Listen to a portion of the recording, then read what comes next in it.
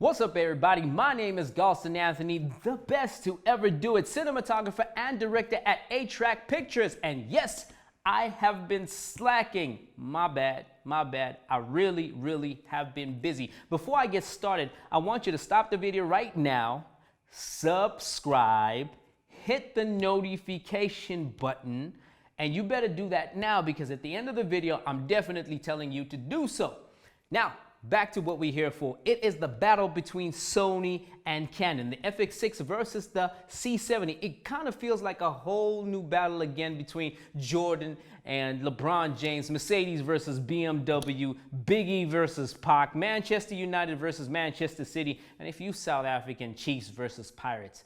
It is, again, a R5 versus the A7S III all over again, just this time in a cinema body. These two cameras are neck and neck to each other. What camera is best for you is the title of this video. Well, it's a very tough question because it depends what do you want out of a camera. Now first, all over the internet, you know the specs, but I'm just gonna run through a few of them. The FX6, these names. The FX6 is a full frame sensor with a dual native ISO of 800 to 12,800. Being the second base ISO. It's got variable ND filters and it's $500 cheaper than the C70. The C70 is priced at $5,500. It is a Super 35 DGO sensor with an RF mount.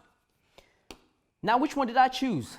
I had to start with a disclaimer by saying that I chose the C70, but I'm going to tell you why. But before I get into that, let me tell you the gripe that I have between the two cameras. The C70 has that Kodak that annoys me that does not have the 4K 120 all-eye. Why don't they have that? It's annoying because I own a C300 Mark III, what I'm shooting with right now, and I would like to kind of like match the footage if I'm shooting at XAVC 10-bit. But I'm kind of nitpicking because they both at 10-bit 422 anyway. But the long GOP versus the all-eye on the other side, I don't know. On the other hand, the FX6 I have serious gripe with the fact that it's got a really nice body, really small, compact and all. But if you want to have audio come into your camera, you have to have your top handle on, which is kind of annoying. Makes it bulky for me because it's like the top handle is the size of the camera as far as height is concerned. And for me to get audio, the only way in is that.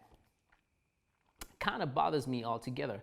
Side note, let me just add something about these two cameras. From my findings, and this findings could change in your country or anywhere else, but my little findings that the difference between these two cameras that people choose for themselves is that I noticed that Sony tends to appeal to a younger crowd. And as far as Canon is concerned, they appeal to a crowd that has been there in the industry for a lot longer. Well, why do I say that? I'm going to guess it's because of the speed of the innovation that Sony has gone through and how much more they prepare to offer, whereas Canon stick more to their guns. But recently, Canon has, got off that I'm going to stand my ground stance and decided to be more and more innovative. But now the question comes back to you. What works for you? Now, I chose the C70 primarily for these reasons. One, the RF mount, the fact that it has the RF mount speed booster to the EF and that I have a lot of EF glass, it is so much easier for me to just take my glass and put it on the RF mount with the speed booster and have my 50mm be a 50mm now. And as opposed to the E-mount system, I don't have no it's just going to be a mess for me to buy that whole system all over again when I already own the C300. Now, another reason why I had to go for the C70 is because of the whole ecosystem of Canon, C300 Mark III once again that I own, and a C200. Now, C70 would fit well into that whole ecosystem of what I shoot, and the footage will look very much the same. But many people have argued with me, but what about low light?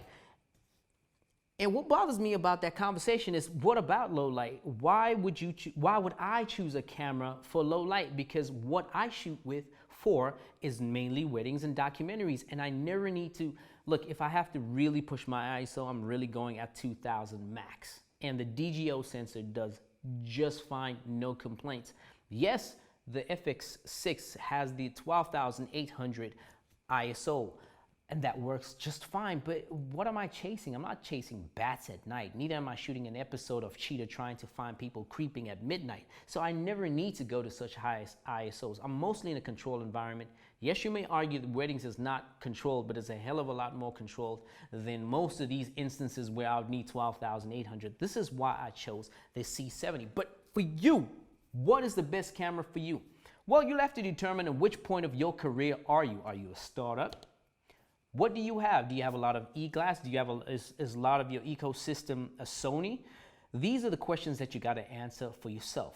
What I do notice is a lot of people watching this channel right now own A7s, right? A7S III, A7C, and yeah, the whole A7 Alpha series.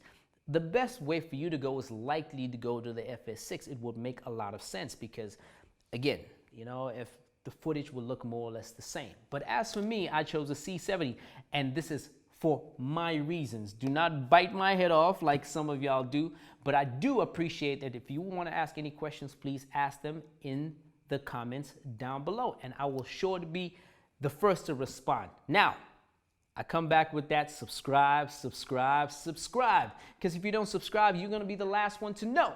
So until next time, this is me, out.